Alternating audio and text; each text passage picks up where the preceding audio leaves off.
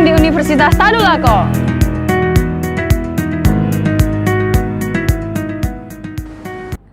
Assalamualaikum warahmatullahi wabarakatuh.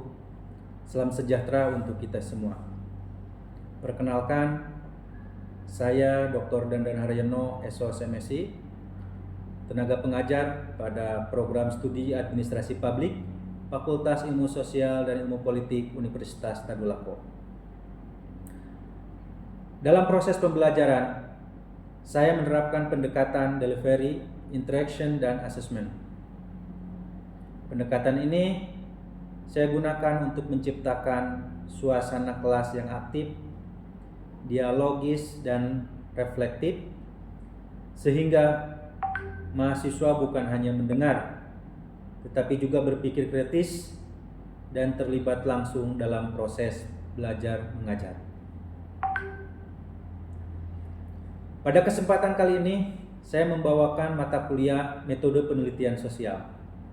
Mata kuliah ini menjadi bekal penting untuk memahami langkah-langkah ilmiah dalam melakukan penelitian sosial, mulai dari teori hingga praktik.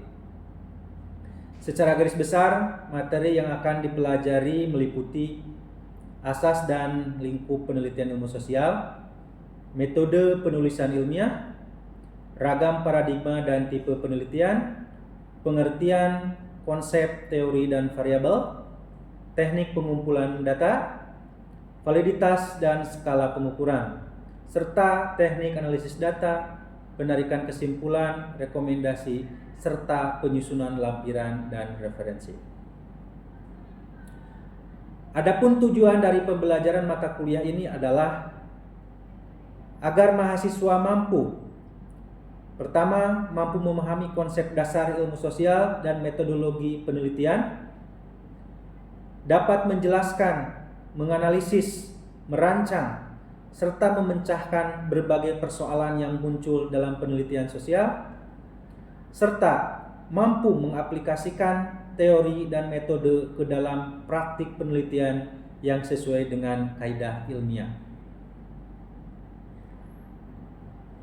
Subcapaian pembelajaran secara lebih detail, pembelajaran dan pokok bahasan dalam mata kuliah metode penelitian sosial ini antara lain memahami filosofi dan konsep dasar ilmu sosial, menjelaskan asas dan lingkup penelitian sosial, menggambarkan dinamika perkembangan penelitian sosial, menyusun metode penulisan ilmiah, menjelaskan ragam paradigma dan tipe penelitian, mendesain rancangan penelitian sosial, menjelaskan peran teori dan variabel dalam penelitian, menentukan teknik pengumpulan data yang tepat, memahami prosedur umum penelitian, validitas, serta skala pengukuran, mengolah dan menganalisis data khususnya pada metode kualitatif dan kuantitatif, serta menarik kesimpulan dan merumuskan rekomendasi berdasarkan hasil penelitian. Sebagai penunjang materi, referensi yang digunakan ada beberapa literatur utama, diantaranya Creswell tahun 2009, Klinger 1973, Lincoln dan Guba 1985, Miles, Huberman, dan Saldana tahun 2014, Siti Rohmah, Trilaksono Nugroho tahun 2009, serta Robert Kain tahun 2022. Referensi ini akan menjadi pegangan untuk memperkuat pemahaman teori sekaligus membentuk praktek penelitian bagi mahasiswa. Pada video pembelajaran kali ini, saya akan fokus membahas materi pertemuan ke-14, yaitu pengolahan data dan teknik analisis data dalam penelitian sosial, khususnya pada metode penelitian kualitatif. Pokok bahasan meliputi koleksi dan tabulasi data, yaitu bagaimana data dikumpulkan dan diorganisasi, display data, yaitu penyajian data agar mudah dibaca dan dianalisis, kondensasi data, yaitu proses merangkum dan memfokuskan data, verifikasi data, pengecekan dan pengujian keabsahan data. Dengan pendekatan kolaboratif dan interaktif, saya berharap mahasiswa tidak hanya menguasai teori, tetapi juga memiliki kemampuan praktis untuk melakukan penelitian sosial yang bermanfaat bagi masyarakat. Berikut adalah video pembelajarannya. Assalamualaikum warahmatullahi wabarakatuh. Waalaikumsalam warahmatullahi wabarakatuh. Selamat pagi semuanya. Pagi. Masih semangat? Oke, terima kasih. Teman-teman yang saya banggakan para mahasiswa, pada kesempatan kali ini selamat datang kembali di mata kuliah Metode Penelitian Sosial. Dalam metode penelitian sosial kita sekarang sudah masuk di pertemuan ke-14. Jadi pertemuan ke-14 ini kita membahas tentang pengolahan data dan analisis data dalam penelitian sosial, terutama dalam penelitian kualitatif. Nah, mudah-mudahan teman-teman bisa paham. Nah, sebelum itu saya review dulu materi yang sudah disampaikan pada pertemuan ke-13.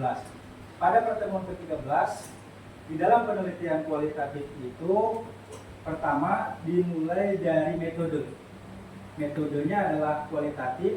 Pendekatannya teman-teman bebas, apakah mau pendekatan deskriptif atau pendekatan studi kasus, terserah. Kemudian kemarin kita juga sudah membahas teknik pengumpulan data, di mana teknik pengumpulan data dalam penelitian kualitatif itu ada yang disebut dengan observasi, kemudian ada yang disebut dengan studi pustaka, ada yang disebut dengan wawancara, ada yang disebut dengan dokumentasi, dan ada juga yang disebut dengan FGD. Semua itu adalah proses atau metode yang digunakan untuk pengumpulan data kualitatif. Nah, setelah data itu dikumpulkan, maka yang terakhir harus kita lakukan adalah menganalisis. Nah, ini adalah hal yang paling penting karena ini adalah ada di dalam skripsi teman-teman nanti, itu terletak di bab 4.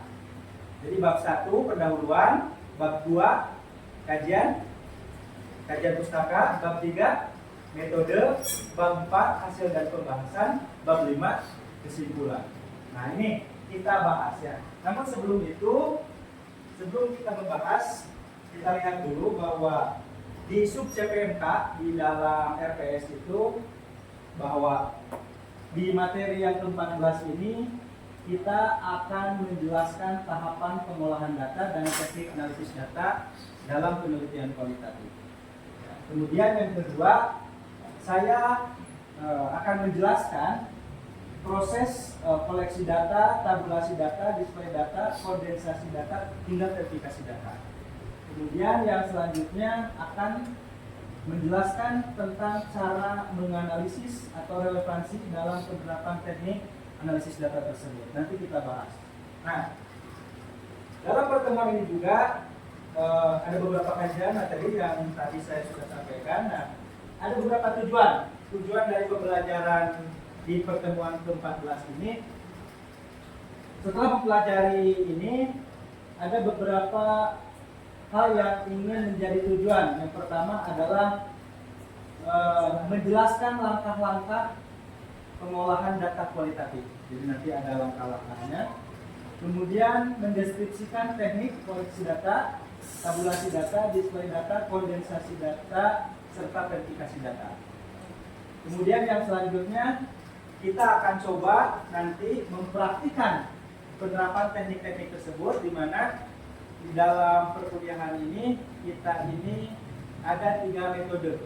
Pertama adalah ceramah, yaitu saya menyampaikan kepada teman-teman. Yang kedua adalah diskusi, tanya jawab. Yang keempat adalah diskusi kelompok. Yang ketiga adalah diskusi kelompok. Nanti setelah pertemuan ini diharapkan teman-teman, seperti yang sudah saya tugaskan sebelumnya, nanti teman-teman agar bisa menganalisis data. Saya sebelumnya sudah memberikan pedoman wawancara dan teman-teman sudah melakukan wawancara di lapangan. Nanti teman-teman hasil wawancara itu didiskusikan di grup kelompok masing-masing dan coba untuk mempraktikkan analisis data ini. Kemudian tentunya yang terakhir adalah teman-teman harus memahami pentingnya keakuratan dan kepekaan peneliti dalam analisis data. Oke, kita lanjut.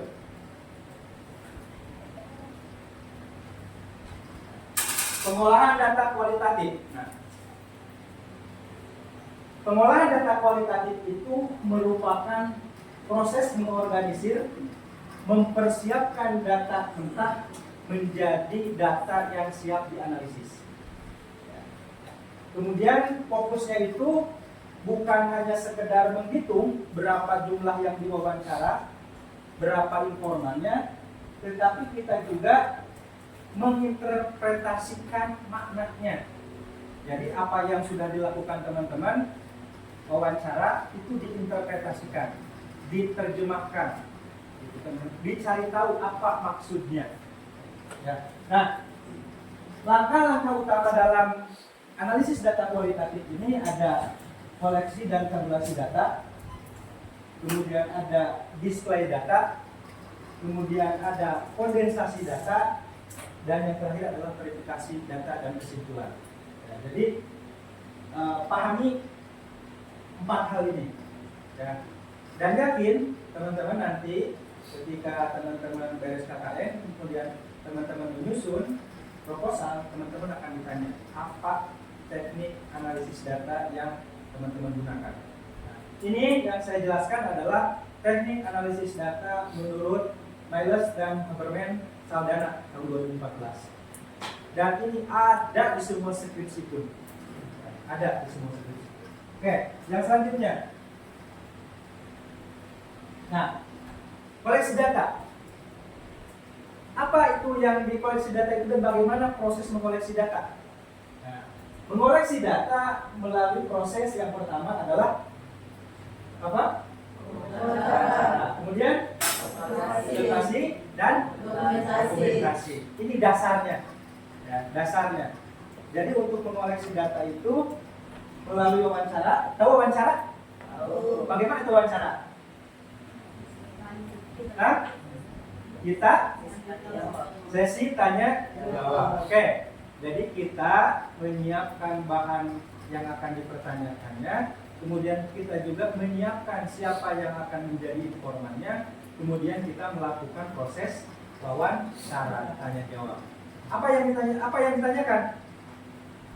Ya, pertanyaan yang sudah kita siapkan. Oke. Kemudian apa itu observasi? Kira-kira apa itu observasi? Observasi itu kegiatan awal untuk memotret bagaimana keadaan di tempat yang akan kita teliti. Kemudian yang terakhir adalah dokumentasi. Apa itu dokumentasi? Foto. Nah, selama ini yang teman-teman pahami bahwa ketika mengatakan dalam penelitian itu dokumentasi, itu pasti di benaknya adalah foto. Padahal dokumentasi itu merupakan salah satu data sekunder, di mana dokumentasi itu kita bisa mendapatkan surat-surat, kita bisa mendapatkan peraturan-peraturan, kita juga bisa mendapatkan ataupun mencari arsip. Itulah yang dimaksud dengan dokumentasi. Oke, paham sampai di situ? Oke, Nah, di sini disebutkan bentuk transkrip, catatan lapangan, foto dan dokumen. Nah, kemudian yang selanjutnya adalah tabulasi data. Bagaimana itu tabulasi data? Tabulasi data itu mengelompokkan data sesuai dengan tema, waktu, lokasi, partisipan. Ya, jadi dilihat. Saya tidak perlu menjelaskan temanya apa, waktunya apa, dan lokasinya apa. Saya kira teman-teman sudah paham. Ya. Oke. Kemudian yang selanjutnya adalah membuat daftar kode awal. Ya. Oke, itu adalah koleksi dan tabulasi data. Oke, yang selanjutnya adalah display data. Waktu diperhatikan, display data itu adalah menampilkan data sehingga data tersebut mudah untuk dibaca. Kan kalau misalnya kita penelitian, kemudian kita melakukan wawancara, kira-kira apa bahan yang teman-teman dapatkan setelah wawancara? Jawaban kan? Jawaban informan. Kira-kira jawaban informan itu teman-teman bawa dalam bentuk apa? Ada beberapa hal yang mungkin teman-teman bisa bawa hasil wawancara. Pertama, teman-teman tulisan. Yang kedua adalah rekaman.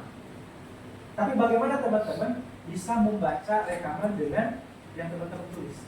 Maka harus ada yang namanya display data. Ya. Jadi menampilkan data agar data tersebut mudah dianalisis. Ya. Kemudian, nah hasil wawancara itu teman-teman di display dalam bentuk matrik, kemudian tema, tabel, kemudian diagram alur atau peta konsep atau berbentuk narasi. Kira-kira yang lebih mudah teman-teman di mana? Kalau hasil wawancara kira-kira tampil di display dalam bentuk apa? Hah? Peta konsep, diagram alur atau dalam bentuk narasi? Ya, sejatinya kalau kita mengikuti secara teori yang dikemukakan oleh Miles dan Huberman bahwa dalam display data itu ya harus lengkap, harus ada. Gitu. Jadi tabelnya harus ada, diagram alurnya harus ada, peta konsepnya ada, dan narasinya pun harus ada dan jelas serta mudah dibaca. Nah, tujuannya apa untuk display data ini? Tujuannya adalah untuk membantu melihat, ya, untuk melihat polanya bagaimana, kemudian hubungannya bagaimana, dan kontradisinya bagaimana. Yang dimaksud dengan kontradiksi ini begini. Kan teman-teman misalnya punya 5 informan.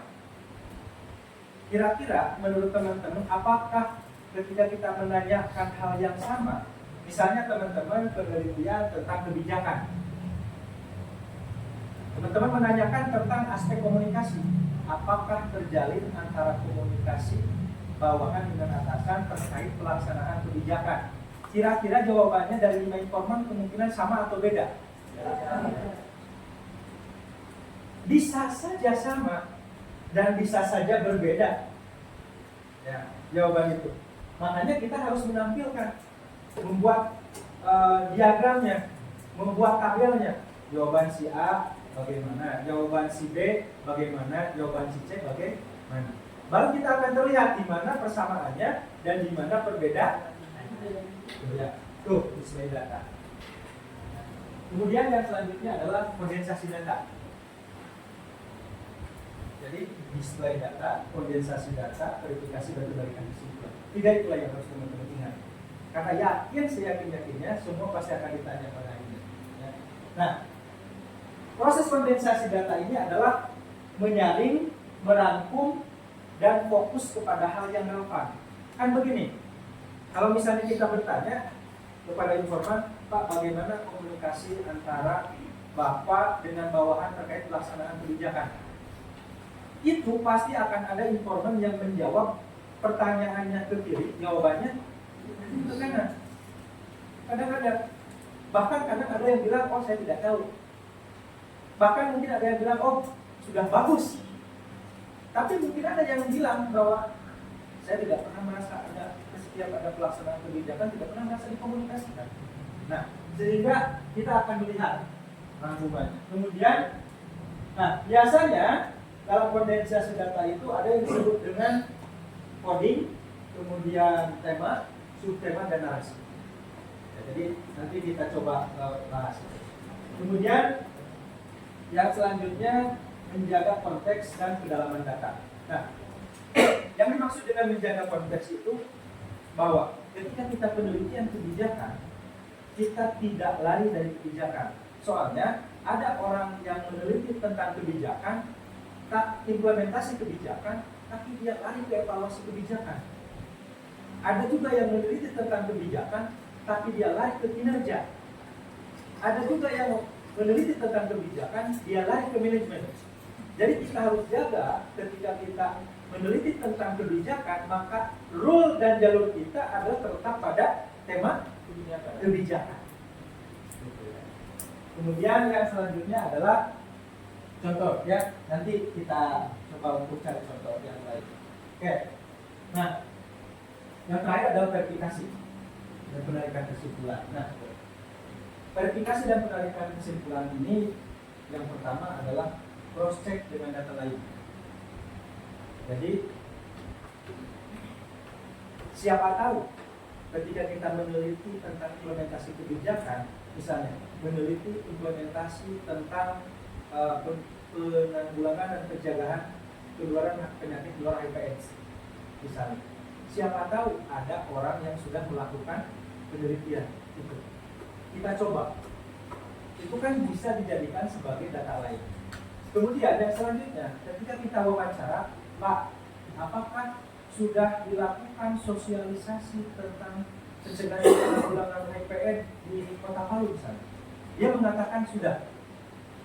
Kita coba, di mana dia melakukannya itu?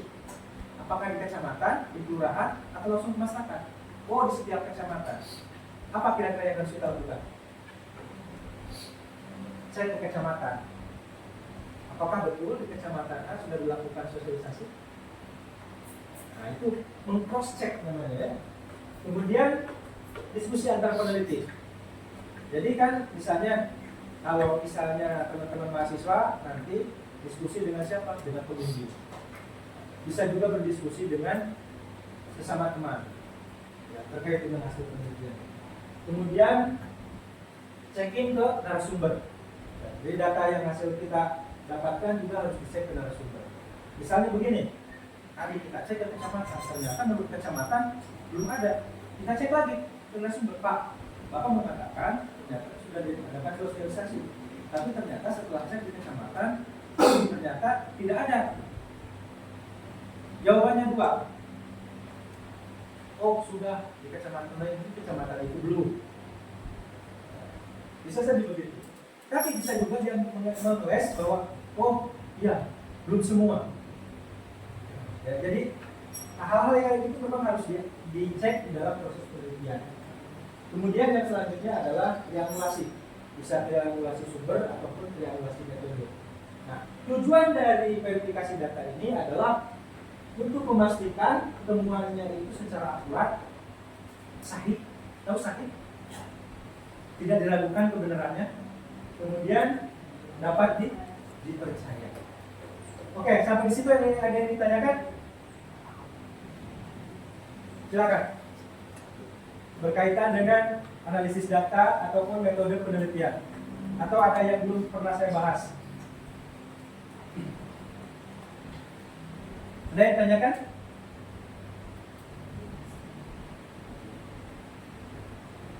Atau kita lanjut? Oke, kita lanjut.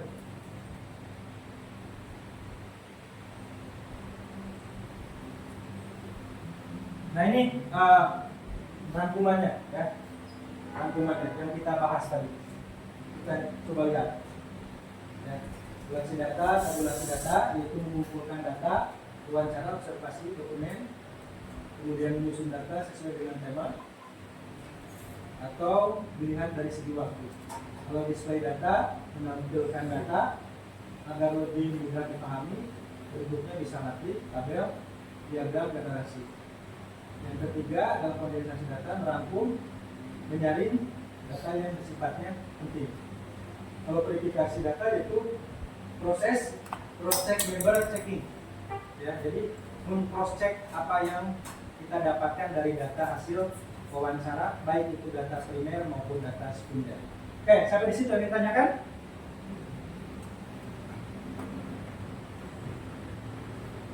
Oke, kalau tidak ditanyakan saya bertanya.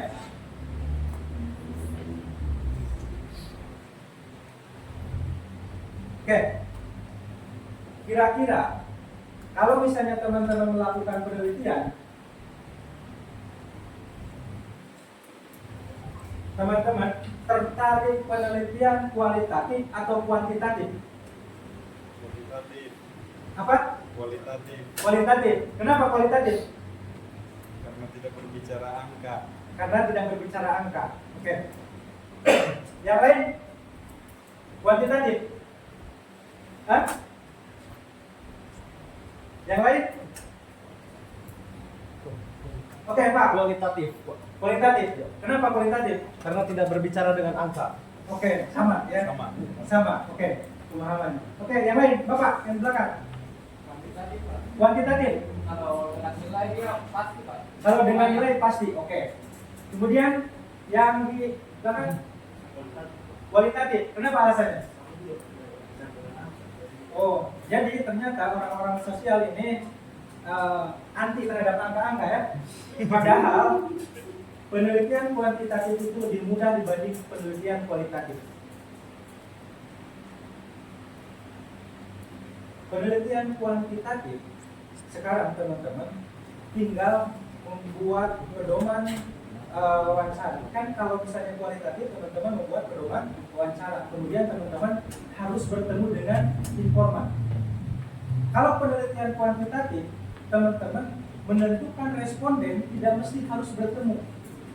Artinya teman-teman membuat pedoman wawancaranya, teman-teman bisa dalam Google Form dan teman-teman bisa menyebarkannya. Dalam satu malam bisa terkumpul, setelah itu bisa ditabulasikan. Setelah ditabulasikan, teman-teman tinggal dimasukkan ke SPSS. Ya. Jadi ke SPSS itu bisa selesai dalam jangka waktu 2 hari. Jadi penelitian kuantitatif untuk mengolah data itu bisa selesai 1 minggu. Tapi penelitian kualitatif itu teman-teman kalau tidak bertemu dengan informan berarti teman-teman tidak bisa melakukan wawancara. Begitu kan logikanya? Jadi lebih mudah penelitian kuantitatif dibanding kualitatif. Tapi kalau teman-teman memang sudah punya kesukaan, nah saya kembalikan kepada teman-teman. Oke, kita lanjut. Tadi contoh display data, kan tadi dalam bentuk tabel ya. Nah, coba dilihat. Jadi seperti inilah teman-teman mendisplay data. Jadi kutipan narasinya, kode awal, tema utamanya apa. Ya, jadi misalnya kutipan narasinya, saya sering merasa lelah karena tugas bertumpuk. Nah, kode awalnya adalah kelelahan kerja. Kemudian tema utamanya adalah tekanan kerja. Nah, ini contohnya begini. Kemudian yang kedua, kadang merasa tidak dihargai atasan. Kemudian kode awalnya adalah tidak dihargai. Tema utamanya kira-kira apa? Hierarki ya, hierarki. Nah ini ya contohnya. Kemudian contoh diagram alur. Nah seperti ini contoh diagram alur. Jadi data mentah, kemudian dibuat kode, kemudian tema utamanya apa, narasinya apa, kemudian kesimpulannya apa. Jadi setiap orang bisa melakukan analisis ini. Biarpun teman-teman tidak melakukan penelitian, ini merupakan salah satu analisis data yang bisa dipergunakan oleh teman-teman, baik itu dalam hal penelitian maupun dalam penanganan pemecahan kasus atau pemecahan masalah. Oke, sebelum saya lanjut, saya ada game biar teman-teman tidak ngantuk. Oke. Saya punya game. Clue-nya adalah perhatikan saya. Ini apa? Menghapus. Ini apa?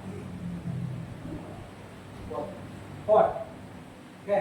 Ini apa? Cuci mobil. Oke. Saya ulangi. Clue-nya adalah perhatikan saya. Ini apa? Menghapus. Ini pot. Ini cuci mobil. Setuju? Setuju semua? Oke. Ini apa? Ini apa? Clue-nya adalah perhatikan saya. Oke. Ini apa? Hapus. Ini buat. Ini mobil. Clue-nya adalah perhatikan saya. Ini apa? Kunci mobil. Ini apa? Menghapus. Ini apa? Menghapus. Menghapus.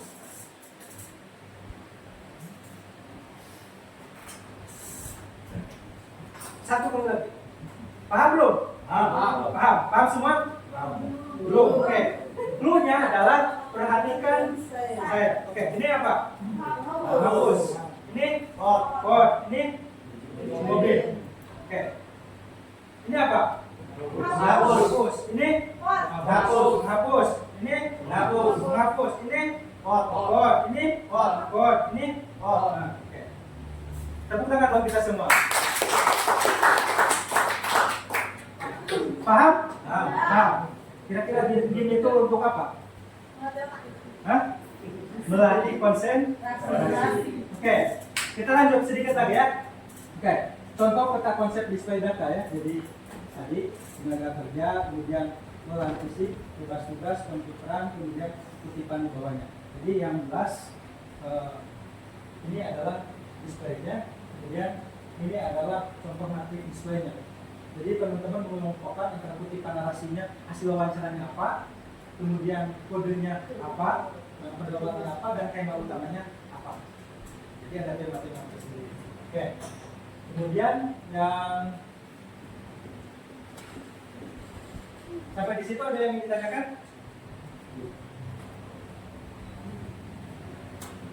Oke, kalau tidak ada yang ditanyakan, saya kira untuk pertemuan kali ini berkaitan dengan analisis data kualitatif, saya kira dicukupkan sekian. Terima kasih atas partisipasinya. Sampai ketemu di depan. Kemudian ingat bahwa nanti saya akan buat tugas untuk kerja kelompok sesuai dengan apa yang teman-teman wawancarakan, dan nanti saya akan buat instruksinya dan nanti saya akan kirim ke ketua kelas. Setelah itu teman-teman sebarkan dan sesuaikan tugas itu dengan kelompok masing-masing. Kemudian ingat, pertemuan terakhir adalah pertemuan ke-15. Di pertemuan ke-15 kita akan membahas tentang keabsahan data. Dan di keabsahan data itu kita akan membahas temanya itu adalah tentang keabsahan data menggunakan triangulasi. Nah, sebelum bertemu di minggu depan, teman-teman dipersilakan untuk membaca-baca dulu, karena saya sudah menyebarkan diktat kepada teman-teman, silakan untuk dibaca ya, tentang triangulasi. Jadi nanti kita bahas di minggu depan, sekaligus dengan kita membahas tugas. Oke, saya kira itu yang dapat saya sampaikan. Terima kasih atas kehadiran dan partisipasinya. Mohon maaf apabila ada kesalahan. Sekian, bila ada. Assalamualaikum warahmatullahi wabarakatuh. Waalaikumsalam warahmatullahi wabarakatuh. Oke, tepuk tangan buat kita semua.